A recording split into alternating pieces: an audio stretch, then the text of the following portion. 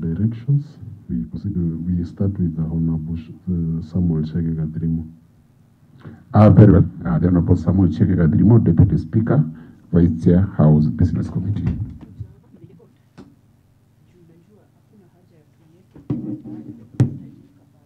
Thank you, Mr. Speaker. Mr. Speaker, I seek leave until next week so that we can harmonize the report.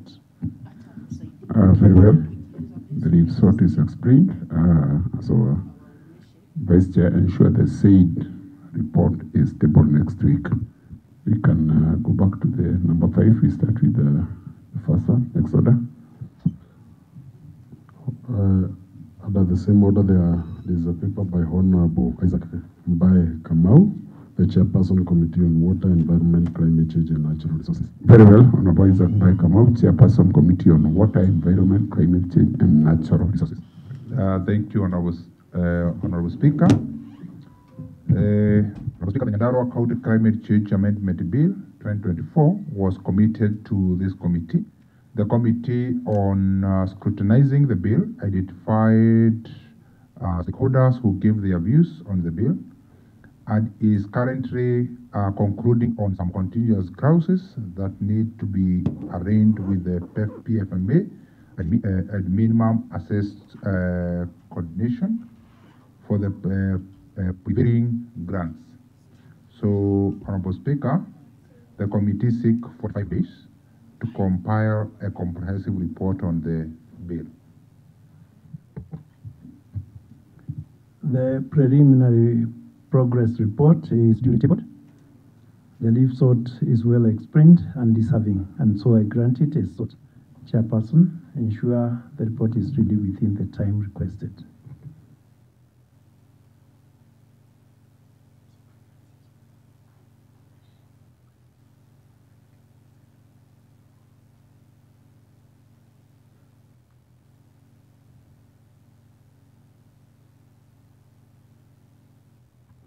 Next order.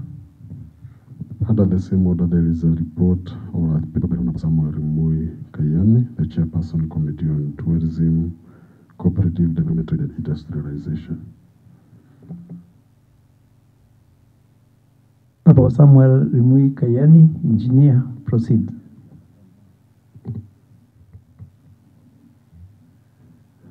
Thank you, Honorable Speaker. Honorable Speaker, this matter did come up during the last sitting before proceeded for recess.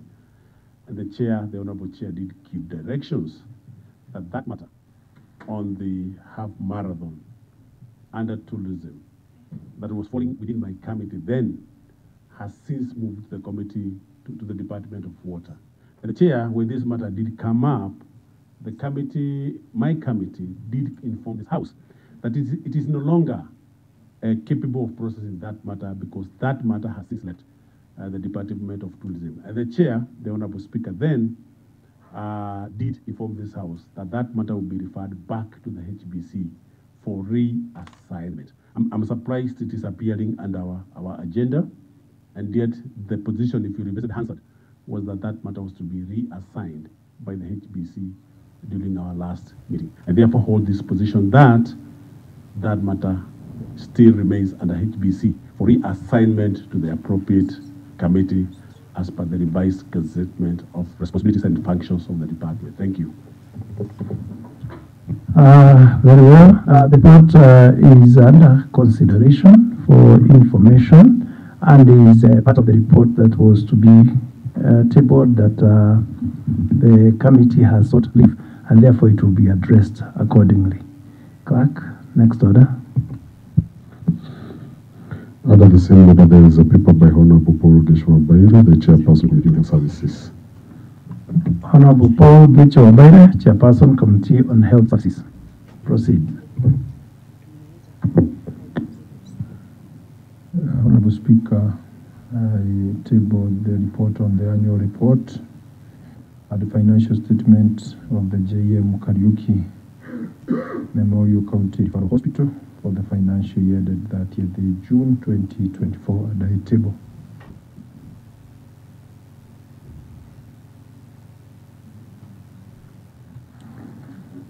The report is duly tabled. The same shall be processed as directed by the House Business Committee pursuant to Standing Order 157.5D.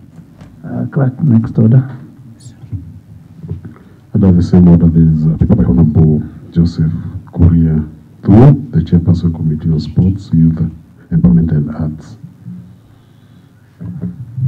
Honorable Bogoboro, on behalf of the Chairperson, proceed.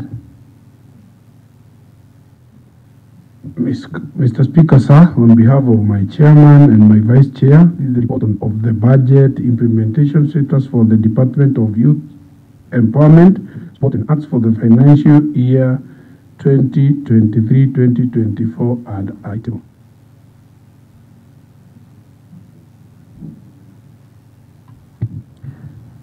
The report is duly tabled. The same shall be processed as directed by the House Business Committee pursuant to Standing Order 157.5D. Clerk, next order. Order number 6, notices of motion. Order number 7, statements.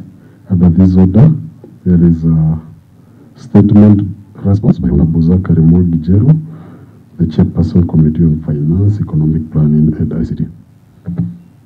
Honorable Zachary Mogijeru, Chairperson Committee on Finance, Economic Planning and ICT. Proceed. Thank you, Honorable Speaker. Honorable Speaker, this is response to a statement that was sought by Honorable Engineer Remui Kayani on contracting of environment impact assessment services, that is EI, within the county, funds collected for the services, and the expenditure therein, specifically for the year financial year 17-18 to financial year 22-23. And Honorable Speaker, this is yet another report having sought more information from the department, Honorable Speaker. So I think I will go straight to the other issues that emerged from the previous response. And Honorable Speaker,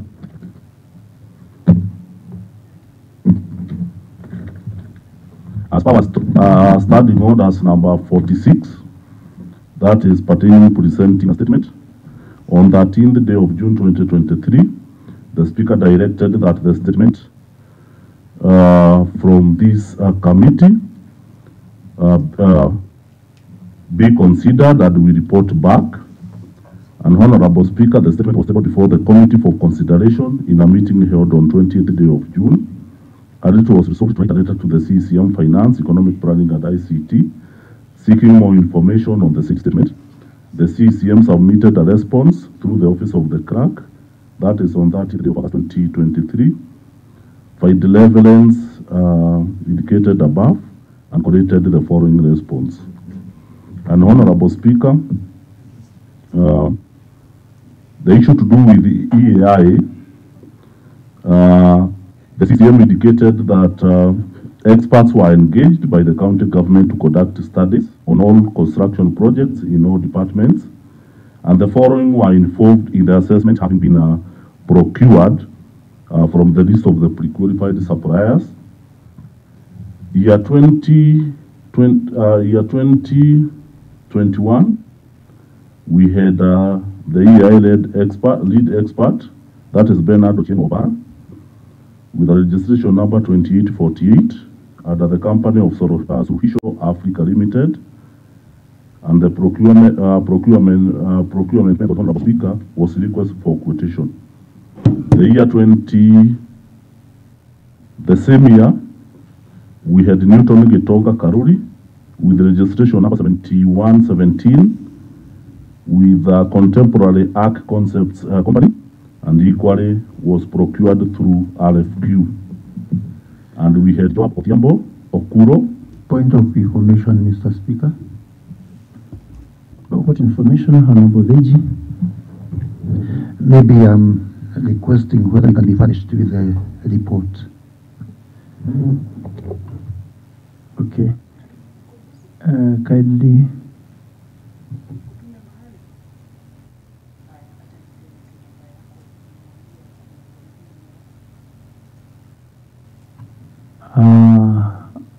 Thank you, Honorable Deji, for the attention.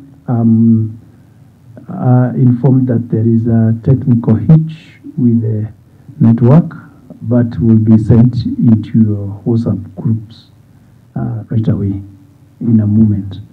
So we will proceed as you wait for the message for the statement to be response to be sent. Much obliged. We proceed, Honorable Zachary. Thank you, Honorable Speaker. The year 2021-2022, equally we had Joab Othiabo Okuro, registration number 6598. The company of Medellin Investment Limited, equally procured through RFQ. And the year 22-23, we had Regina Wajiru Kathuma, registration number 5127, Adazol Enterprises Limited, equally at RFQ. Honorable Speaker, terms of reference of the environment impact assessment experts offering environmental impact assessment services within Nyandarua County, the duration of their term and the process of the tender award. That is contained in Annexure 1. In the report, we have a number of annexures. Annexure 1 enters March. In our findings, Honorable Speaker, the term of reference in Annex 2 gives a report on the background sought from existing laws like the MCA 1999, Legal Notice number 31, and the Environmental Impact Assessment and Audit Amendments Regulation 2019. And it further gives the process of Environmental Social Impact Assessment, that is a SEA methodology, which involves screening, scoping, establishment of environmental baseline, review and analysis of alternatives, impact analysis, public involvement and consultation, that is PIC, among other steps. Additionally, Honorable Speaker, the notification of award indicates that the conditions of the contract is, as stated in the tender document, that was not afforded to the committee. Honorable Speaker, when and how the EI was conducted and amounts paid for each assessment, the lead experts conducted the assessment to all the projects as submitted by SEA reports to NEMA for approval, who then issued approval reports for each project submitted by the lead expert. And some of the NEMA reports are attached in the Annexure 3 in the report. And in our findings, Honorable Speaker, the committee reviewed the NEMA approvals subject to some conditions listed in the approval letter. However, all the NEMA approvals do not relate to the period under review because they are year 2024 approvals, and as such, it was not possible to ascertain that the firms that were contracted by the Department of the Roads for the period that is for the financial year 2017-2018 to 2022-2023 got approvals from NEMA, and I think that was one of the major concerns from the seeker of the statement. Honorable Speaker, the National Environment Management Authority is the principal agent of the Kenya government in environment management and conservation, and is responsible for approval and decision-making on assessment reports and monitoring. The authority introduced processing and monitoring of EI and SEA reports with effect from 1st June, the year 2022. The notice, that is Annexure 2 attached, requires proponents of projects to pay 0.1% of the total cost of the project within a minimum of 10,000 Kenya shillings as an EI processing and monitoring fee. The basis of computation depends on the type and the nature of the project. Honorable Speaker, the department with projects requiring EI reports usually attaches the reports to the payment voucher. Pertaining the procedure for actualizing the county has incrementally achieved the undertaking assessment and integration of ESS in planning, budgeting, and implementation to achieve the above compliance. Honorable Speaker, without revisiting on the legal framework, I want to go directly to the financial year 2022-2023, whereby a total of 2,999,700 Kenya shillings was paid as fees for NEMA to Zoru Enterprises Limited. The year 2021-2022, the sum of 4,970,000 Kenya shillings was paid to Medaline Investment Limited. Equally, the same year, the year 2020-2021, a sum of 2,474,800 Kenya shillings was paid to Contemporary Arc Concepts EAI for Orkarau, Orojororok, Kipipiri, and Nyandarua sub-counties projects. And equally, the same year, 2020-2021, a sum of 2,460,700 Kenya shillings was paid to Solution Africa Limited for the Kinangop sub-county projects. Honorable Speaker, pertaining explanation on why some projects were undertaken without EAI, contravening MCA, that is 1999 amendment, all projects were subject to EAI assessment as indicated by the NEMA report. The EAI budgets are sourced from the bill of quantities, where each BQ has the amount to be deducted at the point of invoicing through IFMIS. And Honorable Speaker, this means that the money is left in the foot book for the payment of the contracted consultancy. However, in the financial year 2022-2023, the provisions to deduct the EAI amount at the point of invoicing were not available due to the IFMIS system upgrade. This was realized towards the end of the financial year, where most of the projects were being paid. To ensure that the money was retained, the contractors had to pay at the revenue office. And Honorable Speaker, to conclude, the Department of Roads in the financial year 2021, 2022-21, 21-22, 22-23 requested for quotations from qualified suppliers who conducted EAI to the department's project. The independent assessors were paid the EAI fee through IFMIS system as identified by the payment voucher. Honorable Speaker, page 15. From page 15, that is pertaining how the EAI experts were engaged. That you can clearly see from that annexure, Honorable Speaker. The second annexure is about the terms of reference.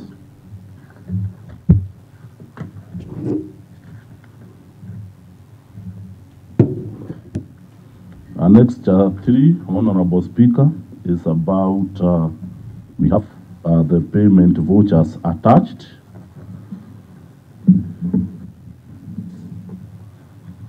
For the various suppliers, Honorable Speaker.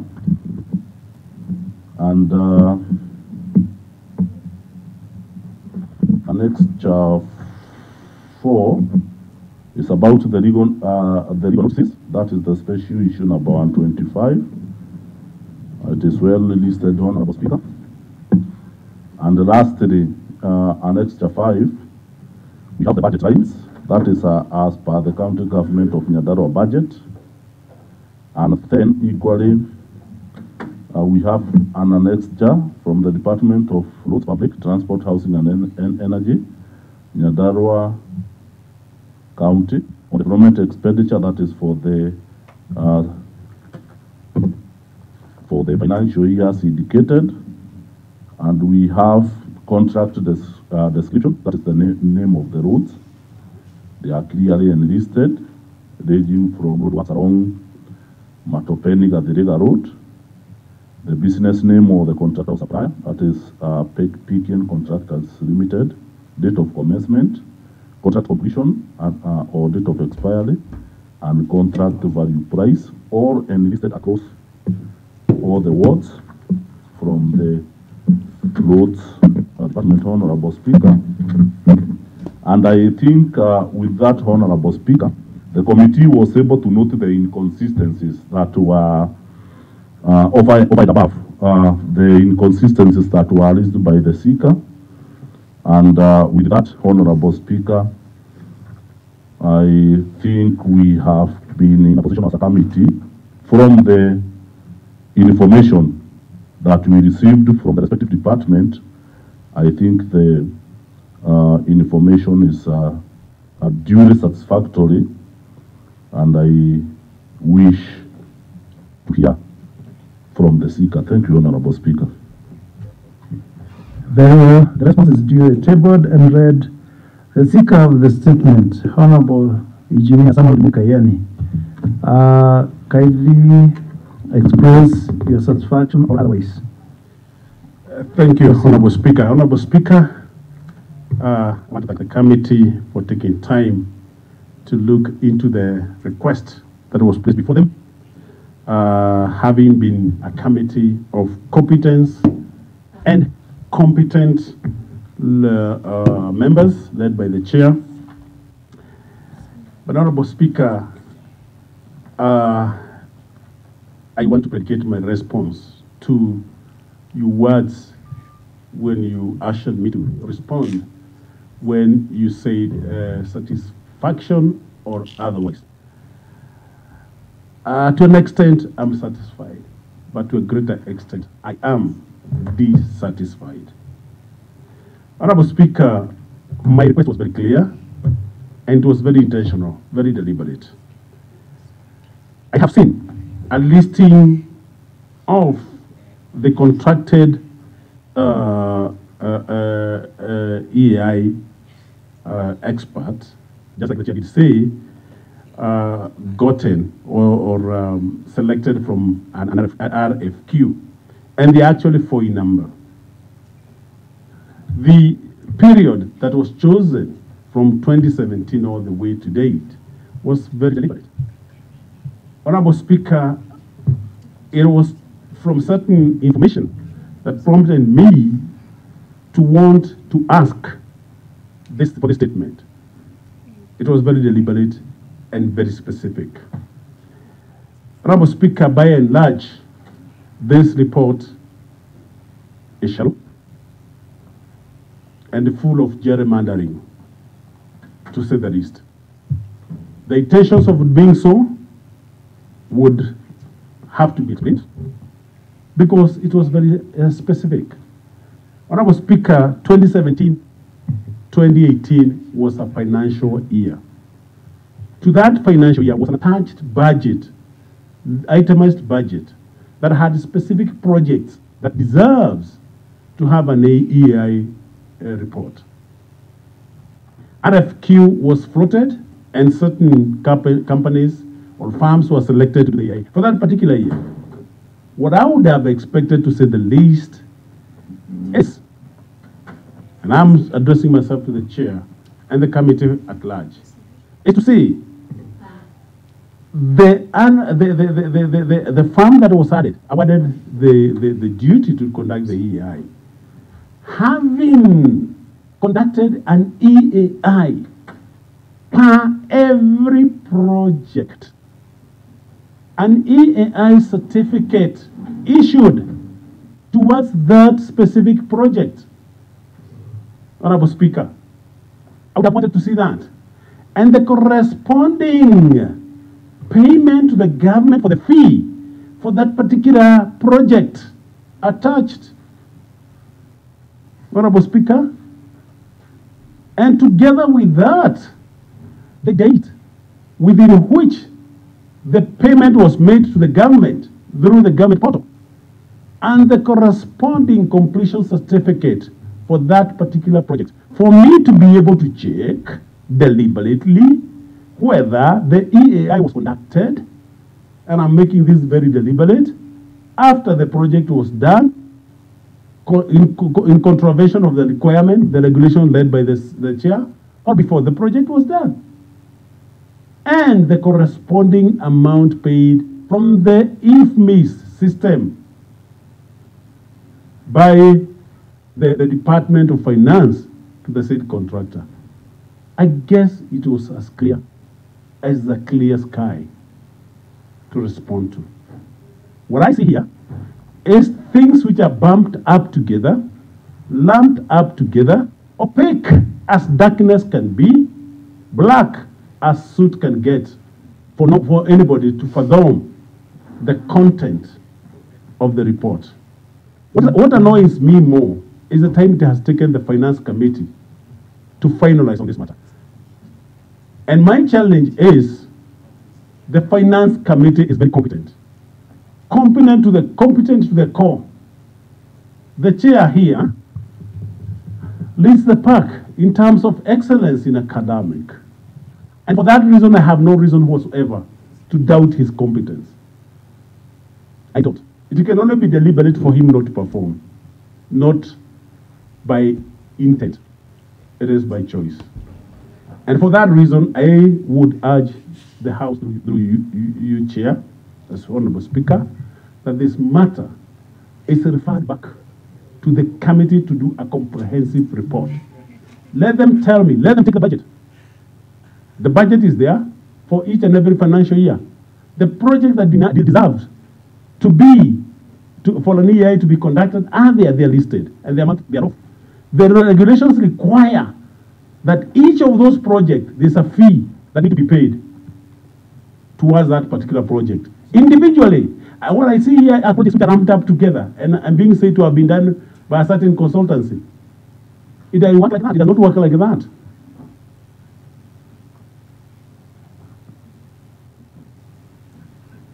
Honorable Speaker, it does not work like that.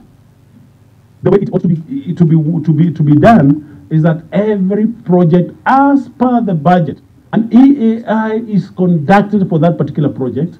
A certificate is issued towards that particular project. A mandatory fee payable to the government for that particular project is paid. And those certificates, those receipts have dates. I want to see all of them. And I also want to see when the project was paid by the department. To purport that if had problems is to say that they were not paid. And if they were paid, they don't want to be known how to pay. That can never be an answer. It can only be as lazy as it appears to be. So therefore, with a lot of respect, I expect to see a voluminous document. Number two, Honorable Speaker, I'm equally aware that that has been alluded by the chair, that the EAI fee is included in the BQ. It begs a big answer. Do you put the cart before the horse or the horse before the cart? To me, it appears that the projects were contracted before they got the name approval. And it should never be the case. The BOQ having an EAI issue, a component, should not have been the case. You conduct the EA first before you float tenders for that particular project. Suppose the report for the EA is negative. Do you continue to go ahead to do that project? The answer is no. So, and I want to appreciate the Department of Water through the FROCA program. They are doing things right. And I said it here in the floor of the House. Because for them to contract any project, they first allow an EAI, environmental impact assessment, to be conducted, to be able to reveal the negative implication of that particular program, any possible negative implication of that particular program to the community and the environment for that reason, before they go to contract. But what do you do in the Department of Road? You put it together with the BQs, itemized elements of the project. So, Honorable Speaker, I've also heard that even the contractors were paid. The money was being retained. And it leaves me asking one question. The total amount in the BOQ attracts VAT and other taxes for the government. The amount of EAs is also included there. Who should be paying the tax? Is it the contractor or the beneficiary of the EAI money? Why is the contractor being punished to pay taxes that are supposed to be paid by the other person, by including that money to be part of the total amount for the project?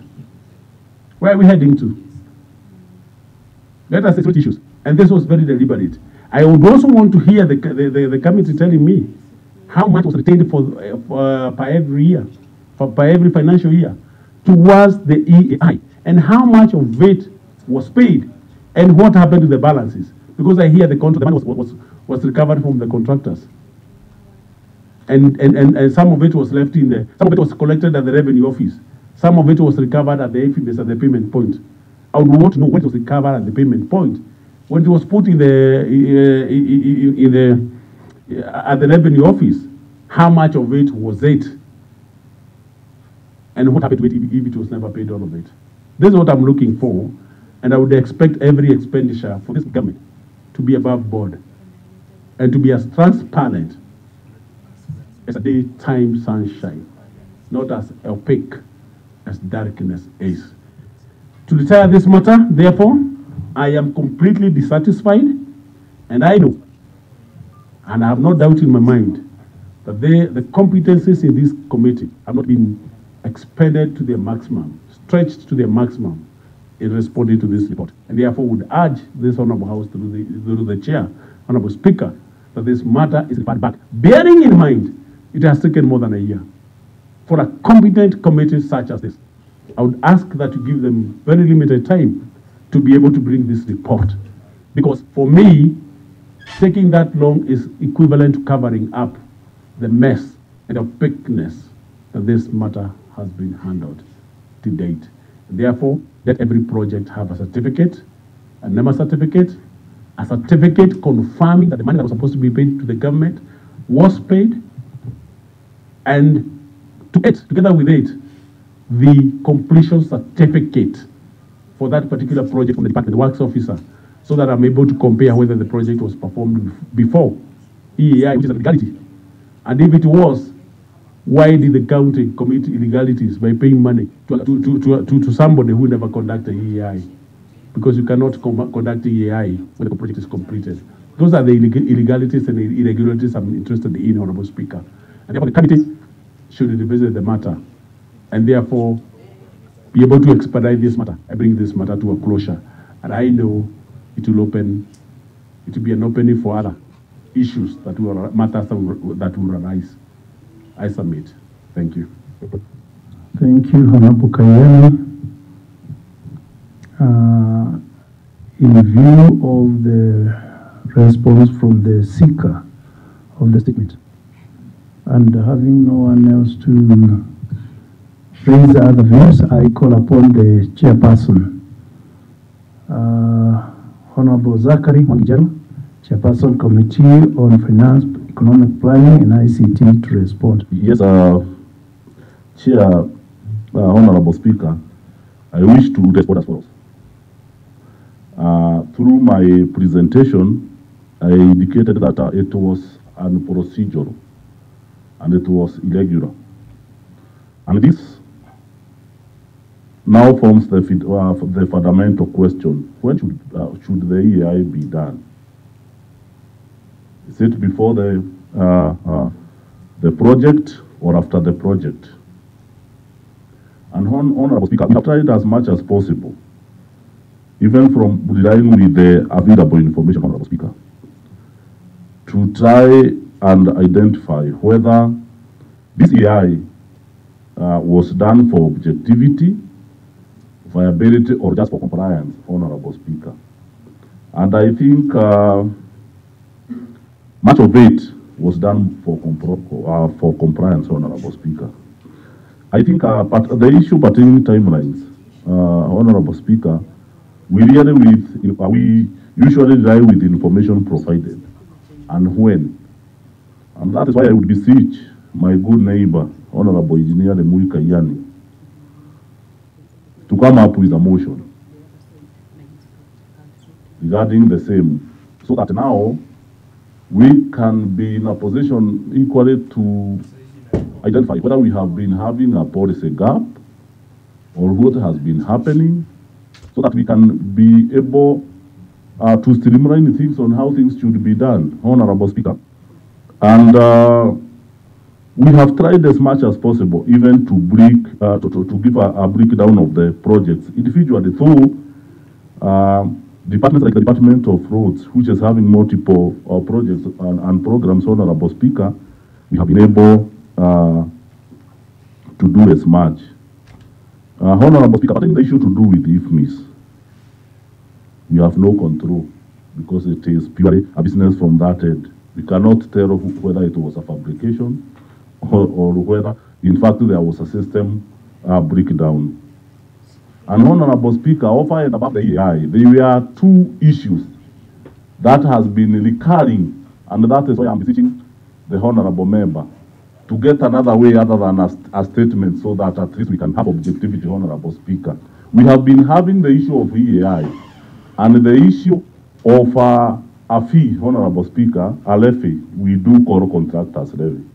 And this has been coming over, Honorable Speaker, now and then, and we need to agree how things should be done.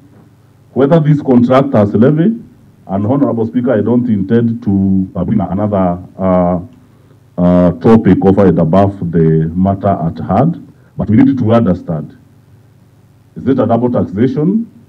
Is it a fee? Is it a revenue? Or how do we call it, Honorable Speaker? And over and above that, but it is not captured in the statement.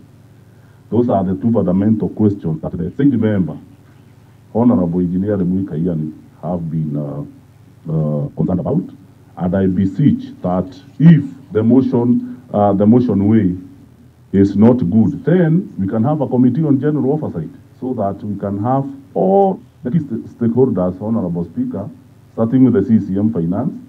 They can respond to all those issues, Honorable Speaker, and we do get a long-lasting solution, Honorable Speaker. Point of information. Point of order. What is it, Honorable Kayani? Thank you, Honorable Speaker. Is the Chair Finance in order to allude to the fact that another committee of general oversight could also be constituted? Is it admission, Honorable Speaker, that the committee is incompetent? Committee on Finance is completely incompetent to be able to delve on this matter. And if it is, Honorable Speaker, can then he propose that we have a select committee to be able to fathom the details and package the details that pertains to this, the opaqueness in this matter? Is this an admission of incompetence, incapacity to deal with the matter, or is it an admission that they hit a head wall? In that case, Honorable Speaker, can he also say that we have the House forms a select committee to expedite this matter, and that this House is so careful that the previous select committee does not become the same committee to avoid duplication and repetition? Thank you. Honorable Kayani, the Chair is simply giving options, and finally the direction will be given by the Chair. Proceed, Honorable Zachary. Thank you, Honorable Speaker. Honorable Speaker, as I wind up, and the Honorable Engineer should be fair enough when I'm indicating that we do not just want to present a report in the floor of the House. We want to have a report with recommendations, Honorable Speaker. And that is why I indicated, at least we can tell that there was a policy gap, what needs to be done. And that is why the Committee on General Oversight, this is just an extension. Finance Committee is just an extension of this House, Honorable Speaker. And that is why I had that proposal. So that's notwithstanding, Honorable Speaker, I think it is imperative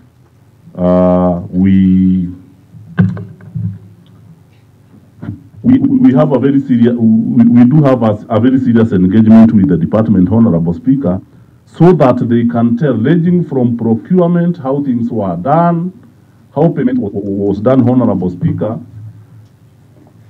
because even having presented the payment vouchers and the likes, there is yet other questions that have been raised by the said member. So, Honorable Speaker, through your indulgence, I beseech that this matter be taken with a lot of seriousness, and I don't intend to say that the Committee on Finance have not been serious about this issue, so that we can be able to bridge all the policy gaps that has been identified in the said response. Thank you, Honorable Speaker.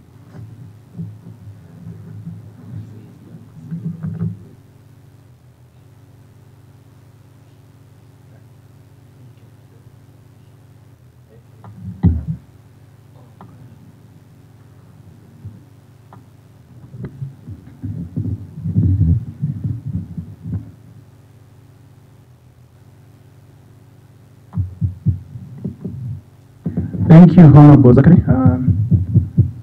In view of the matter as it is,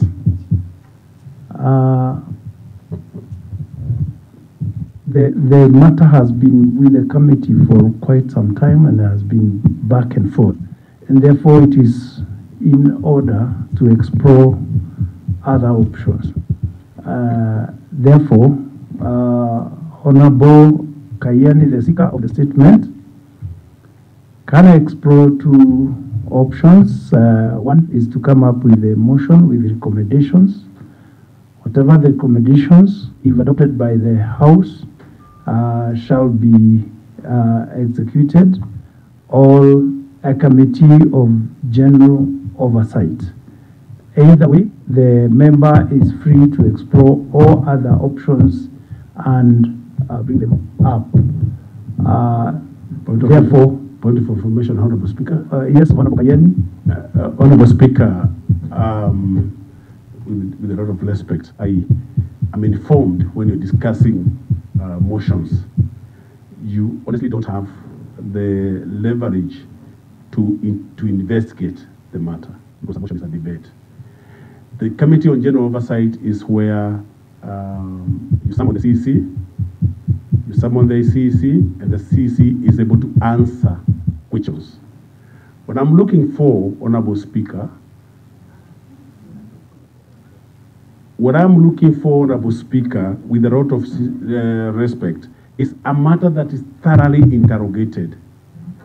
The findings of that particular body, call it committee, would form the basis of a motion so that we can bridge the said gap.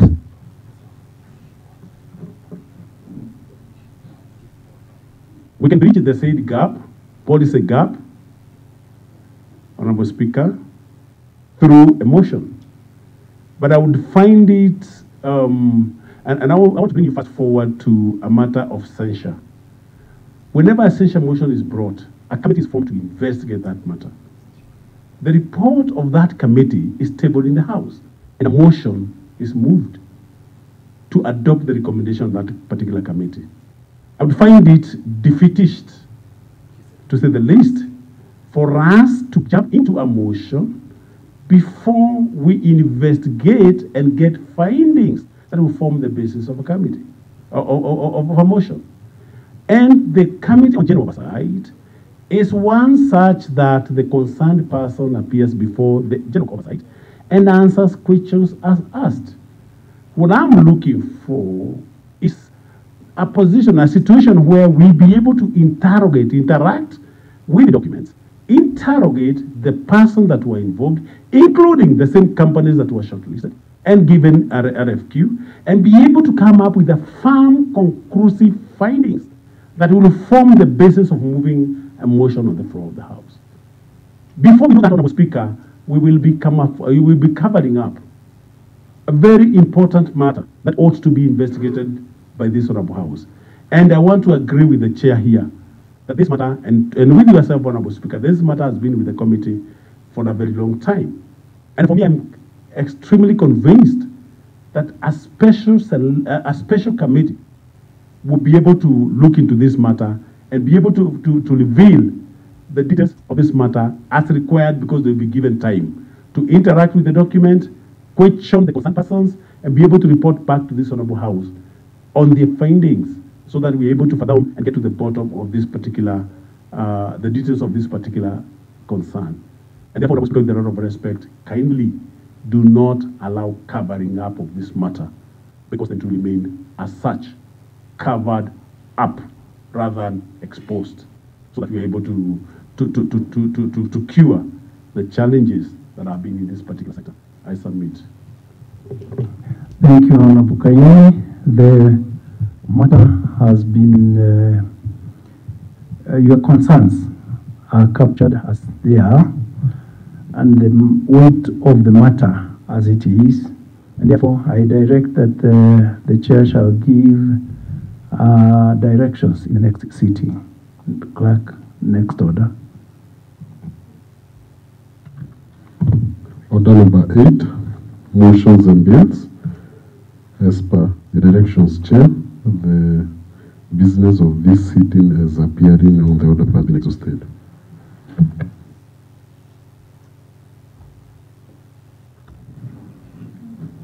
There being no other business to transact during the sitting, I now adjourn the House to Tuesday, the 10th day of June 2025 at 9:30 a.m.